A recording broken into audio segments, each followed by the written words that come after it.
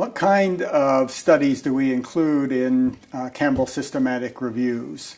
There are many different research methods in the social and behavioral sciences. They answer different kinds of questions. There's a certain kind of question that we're particularly interested in when we do research synthesis in the Campbell Collaboration. We're interested in understanding what the effects of these interventions are. What change do they bring about that would not have occurred otherwise?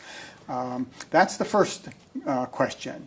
And the kind of methodology that answers that are studies that are designed to make some comparison between what happens when you have the intervention and what happens to a very comparable population when you do not apply that intervention, and to make the comparison between the two. This kind of study is usually called an experimental or quasi-experimental study, or a randomized clinical trial, such as is used in medicine to find out if a drug is effective for curing a certain disease or bringing about improvements. And that's the kind of research that we include in a Campbell review when we're asking the question of the impact of a study, the change of an intervention, the change it brings about.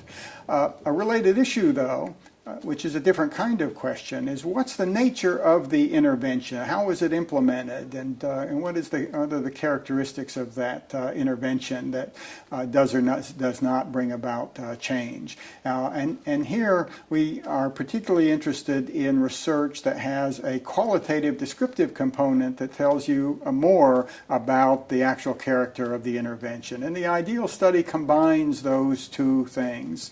A design that will answer the impact question, what effects were produced, but will also have qualitative process information. So we've got a good picture of what it was that actually produced those effects. Sometimes we get only the qualitative process studies. Sometimes we only get the black box impact studies. We have to try and put those together, but that can be difficult. They answer somewhat different questions, are often done in different contexts. Even better is to have both of those done together.